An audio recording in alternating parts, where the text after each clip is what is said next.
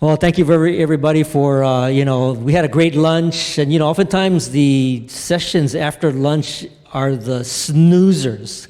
So we will make it our attempt to keep you from falling too fast asleep. Now, I was designated as the moderator of this panel. And we had a little bit of a change up. So I've got some new folks that are going to be joining us. So the list that you have in front of you, basically I'm the only one that is here because I'm on the list. Gerry, who's from Hawaiian Tel, he is on the list because of Jason Toon. And so he's representing Hawaiian Tel in that capacity. And I just told Harry, hey, Harry, I got a spot open about like 30 seconds ago. So Harry is also joining us. But I want to give you a little preface to why I think the three of us can help give you a full picture of connectivity in Hawaii. And I'm going to change up a little bit. I'm not going to necessarily moderate in the classical sort of moderation style, but I will ask some questions, but I will add to it because in terms of the role that I play, I have a sort of a broad view of connectivity in Hawaii.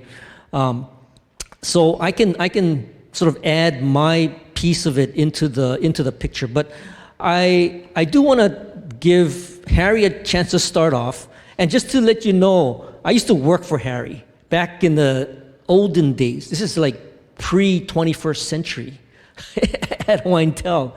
And we were part of, basically a group that did, advanced network services at Hawaiian Tel. But Harry was at Hawaiian Tel, and he also moved on, did some independent work, also was involved with Sandwich Isles, and is now currently doing more sort of independent work. But I wanted to give Harry a chance to sort of share some of the progress or the timeline upon which Hawaii has progressed in terms of telecommunication. So, Harry, is that too much of a tall order for you? Yeah, this is like 5-minute notice. Yeah. Notice there, and I'm native Hawaiian. I live on Hawaiian homelands. I live up in Papakolea and Bumpy, what you're talking about. I got 8 people living in my house. That's why I live up in Alaska part-time. I got my own privacy up there. So I spend time working in Hawaii. I'm an old guy. I've been in telecom a long time. I started out working for AT&T's manufacturer. Became Lucid later on. And then moved back home to Hawaii and worked for Hawaiian Tel as a vice president of international. But I won't go over the whole history, but I think I want to try and get from my perspective what the state of communications is in the state of Hawaii. In Hawaii, because of our population base, I always felt like we were like 5 years behind what they were doing in the mainland. When we were doing what they call DS1 or T1 servers, they were many magnitudes ahead on the mainland. It's just because we didn't have the population base. We're not a rural community, but we do have rural communities. I think what I can probably best do in a short period of time, maybe talk about what the state of communications is from my perspective, the things I've been involved in. And talk about the network that was built, and without getting into the company itself, Sandwich Isles Communication, it got itself in trouble. The owner got in trouble. I'm not going to comment on any of that, but the vision was good, and I'm going to talk about it from the rural communities and from the native Hawaiian perspective and the Hawaiian communities that we have. And I'm not going to point any fingers at Hawaiian Tel or Spectrum. It's just the way the economics work out. When I worked for Hawaiian Tel, I had an office on the 17th floor as a vice president, and I could look outside and see I could see 85% of our revenue coming within 15 miles of downtown Honolulu. And that's where the focus was. That's where we put the fiber in, et cetera. The neighbor islands, we did what we could, but we didn't have the funding to go do that.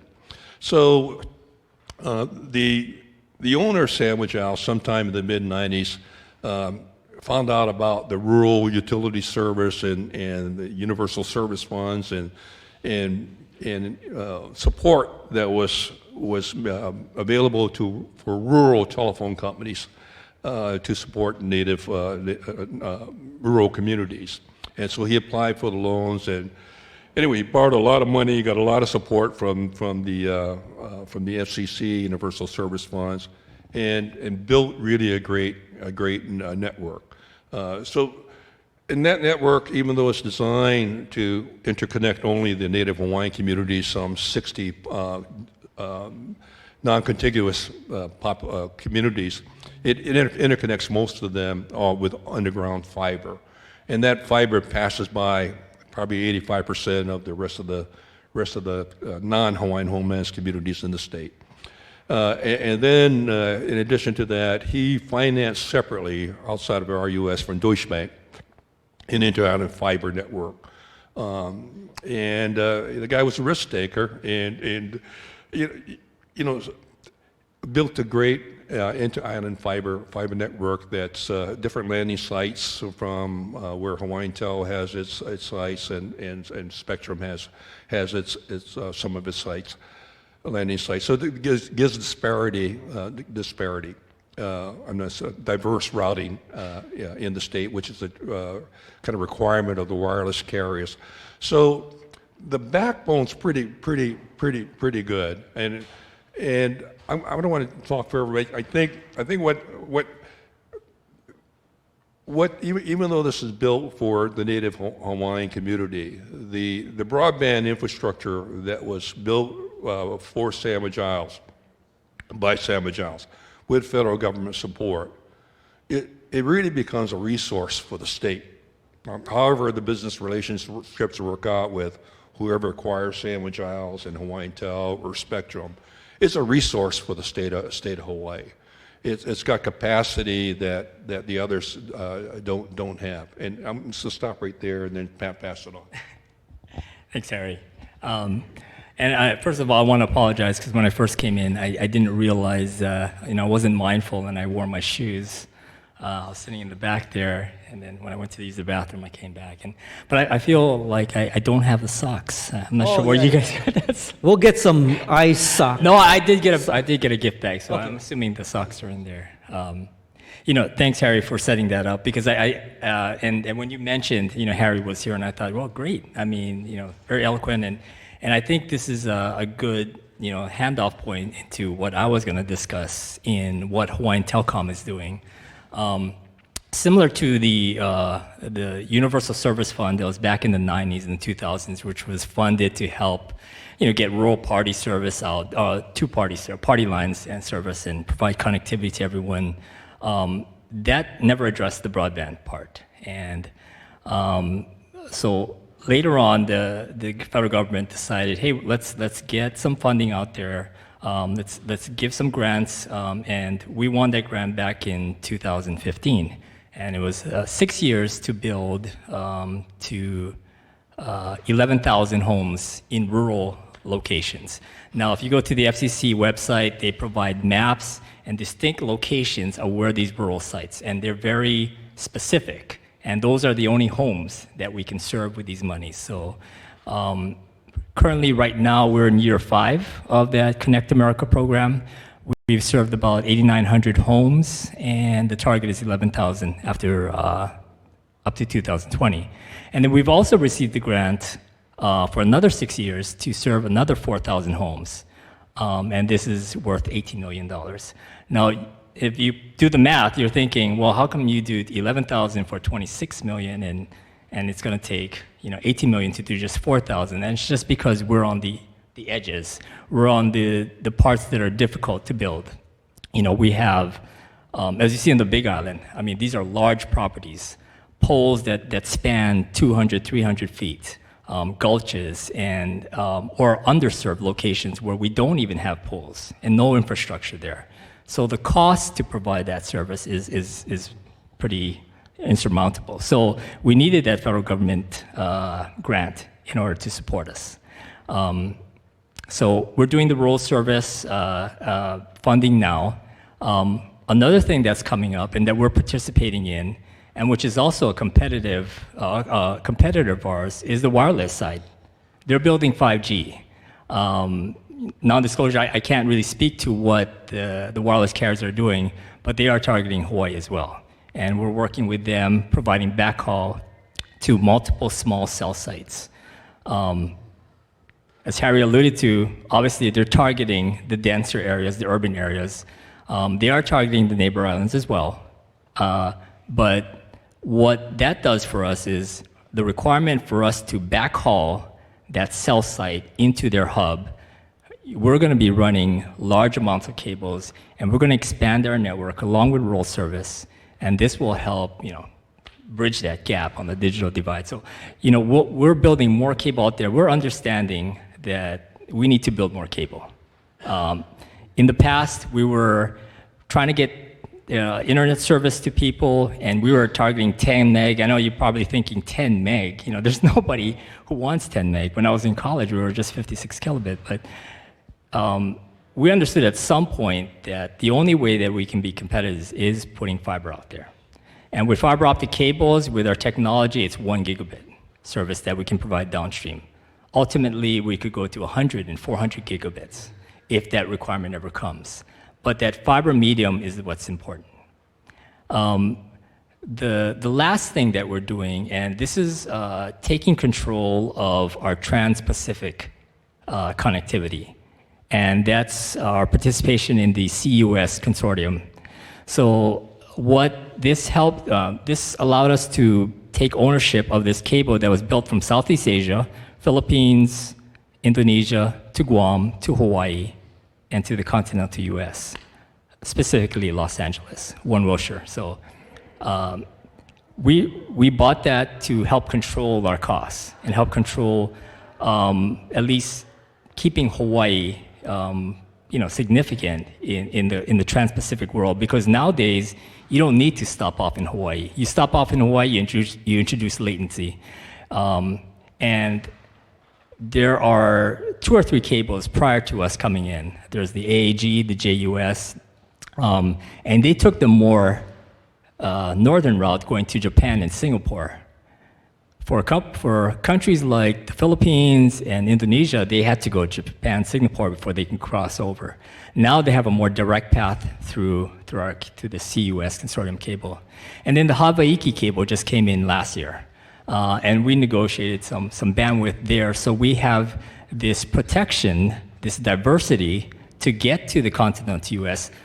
We have our own cable on the CUS going to Los Angeles, and we have another cable, Hawai'i, going to Oregon.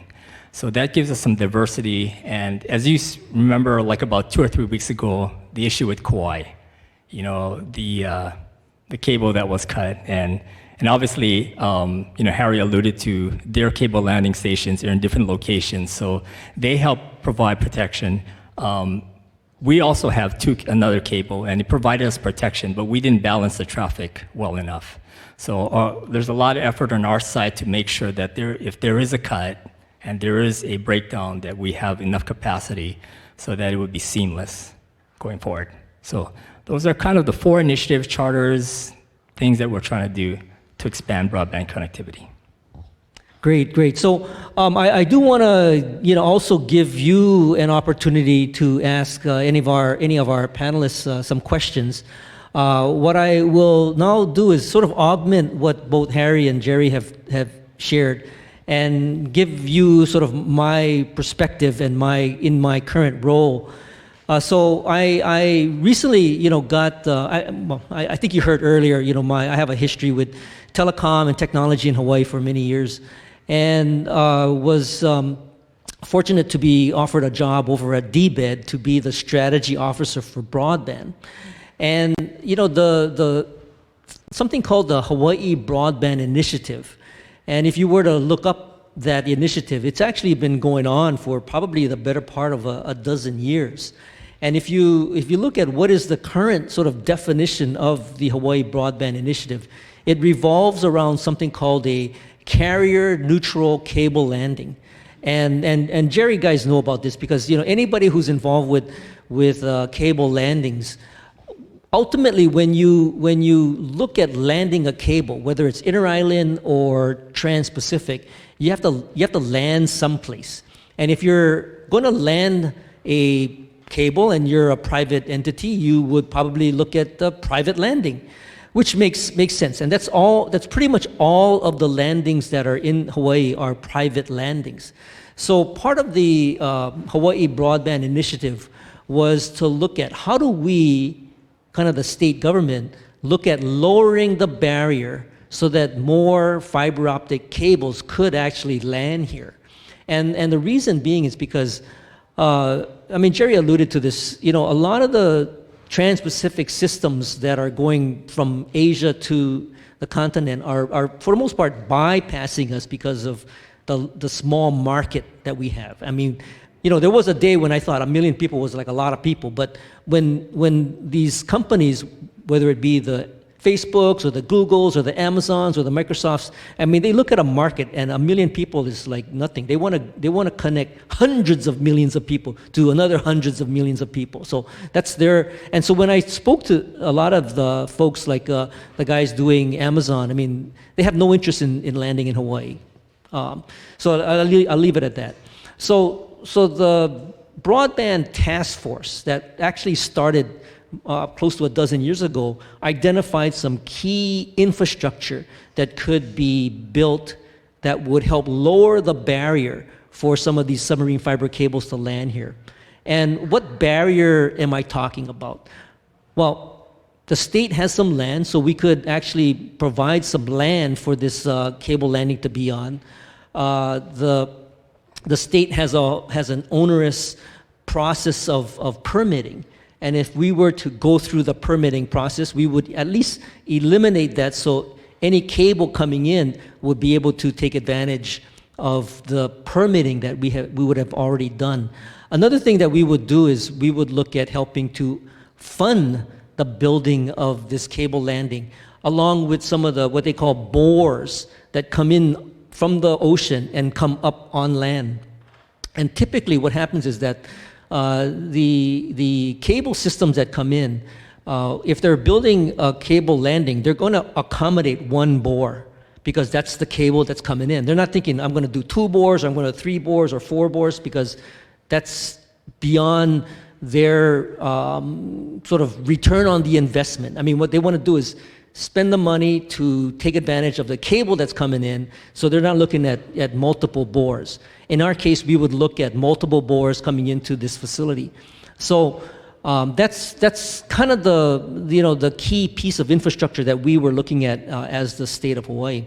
And given that this process has been going on for the better part of a dozen years, I was aware of the work, but we didn't have much to show for it when I got in. So when I got in January of 2018.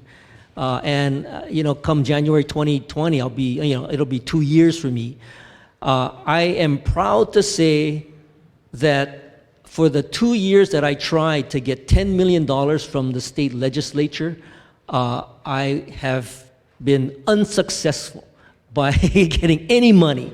Now, I'm proud to say that because I learned a lot along the way. So it's really a learning kind of experience. And the question is, you would think that it's a no-brainer, right? You would go in. I would go into the legislature. I would share the benefits of broadband. I would talk about how Hawaii would be able to take advantage of this technology in 21st century and be competitive on the global network. But there was a reason why they didn't appropriate it, and I totally understand it. So it was a great learning experience, and really what it kind of boiled down to is if we're gonna build a cable landing, who's coming in? Are we building it, and are we gonna wait for somebody to land in Hawaii? And if you're a legislator and you are looking at spending public monies, you wouldn't want to build something and then sort of wait there and see if anybody comes, and then the public eye goes on to this project and says, well, what do we, what did you guys waste it? Was this some sort of like, did some contractors, benefit from this? I mean, so the timing is key. And in 2018 and 2019, I was close to having a system coming into Hawaii, but it wasn't completely funded. Okay, so from if you want to put a reality check on the system, I couldn't give you the guarantee because it wasn't funded. So for the decision to have not appropriated the money, I totally understand that. So in 2020, I am going again to the legislature to see if I can again get appropriation for basically $10 million for a cable landing. The thing that hopefully, next time we have an Indigenous Connectivity Summit, I can tell you if I was successful or not, but I can tell you what's going to really be a determinant on whether that money gets appropriated. And that determinant is going to be whether there is another cable system coming to Hawaii. And that system has raised their money, has signed on a dotted line.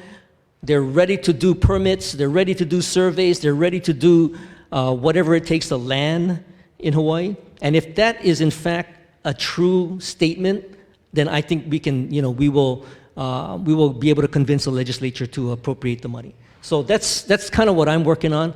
And I had an article in Pacific Business News about cable landings and the benefit that it would have for connectivity in Hawaii. And I don't know if, Gerry, you remember this, but it came out in Pacific Business News, and there were a couple series of it. And then Dan Masutomi, Gerry's boss, wrote and said, it's great to have a cable landing on Oahu, but don't forget the neighbor islands. And I totally agree with that. What would help even the private sector is if we were to actually get some money to build some cable landing infrastructure on the neighbor islands, then that would help to provide potentially inter-island access above and beyond what currently exists with Sandwich Isles. So this is, again, to Harry's point, building redundancy in the system so that, if there are cuts or some kind of outage, there are alternative paths that could be taken. Okay, so those are some of the things that I kind of look at when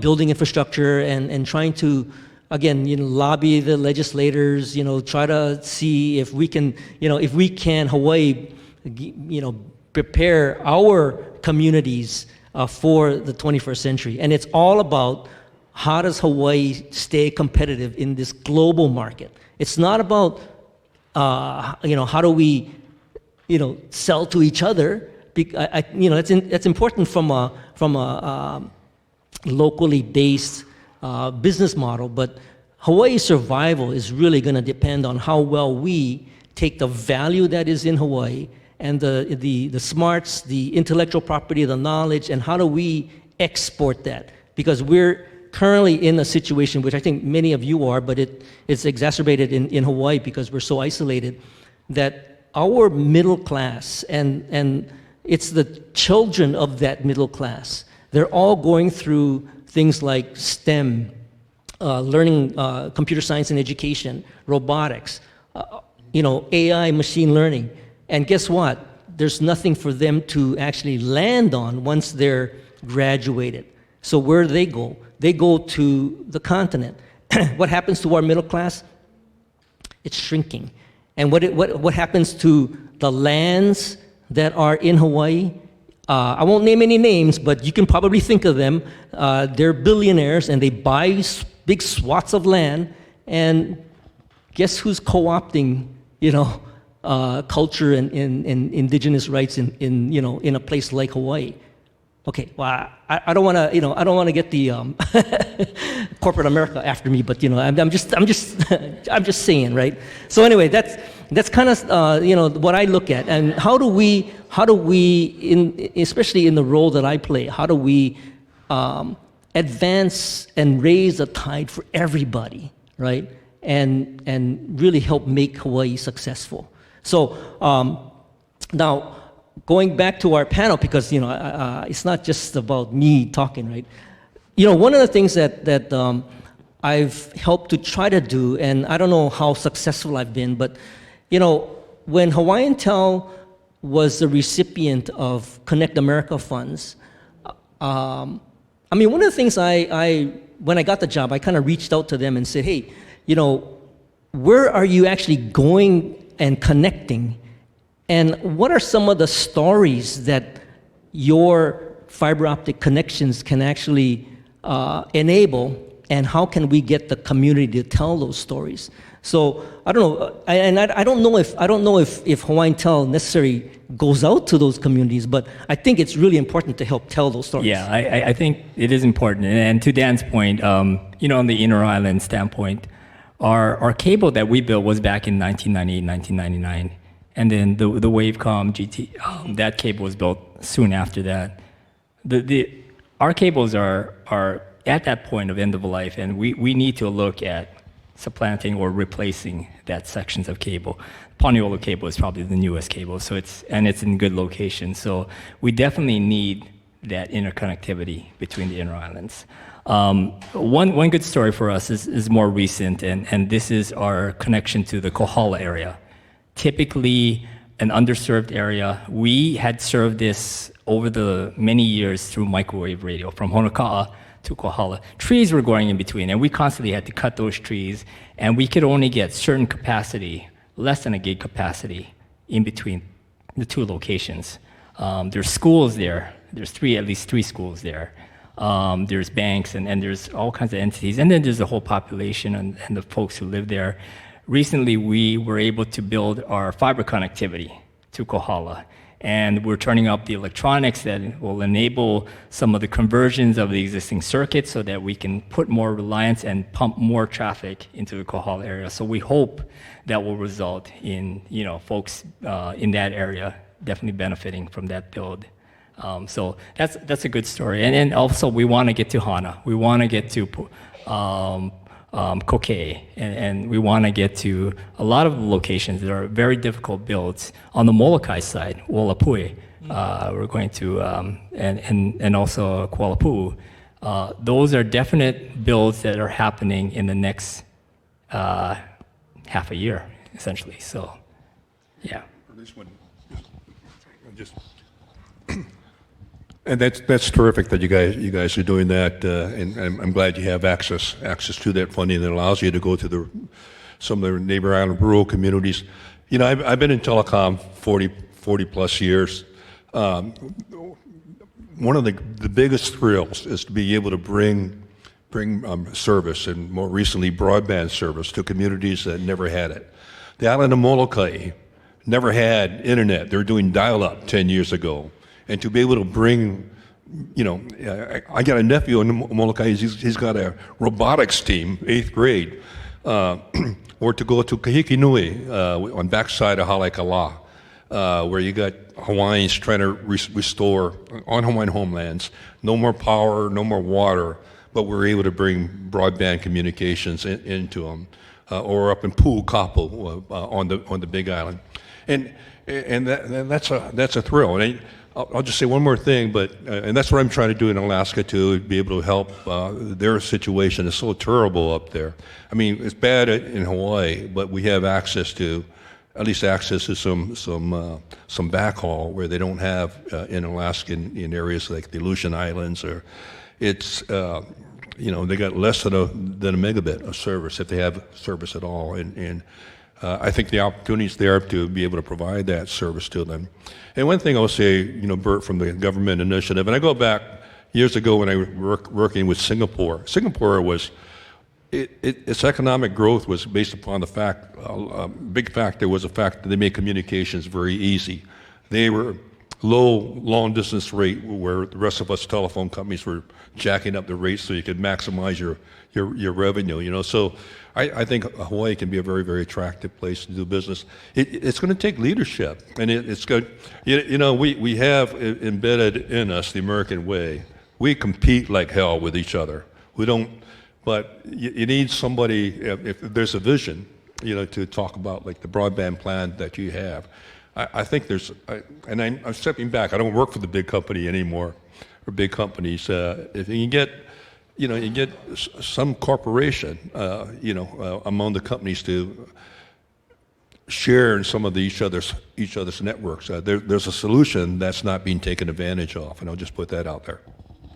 You know, I want to thank Harry and Gerry for coming up on stage with me, and Harry for, you know, like 30 seconds before going on the panel, he's willing to take a chance. So again, a round of applause for our panelists.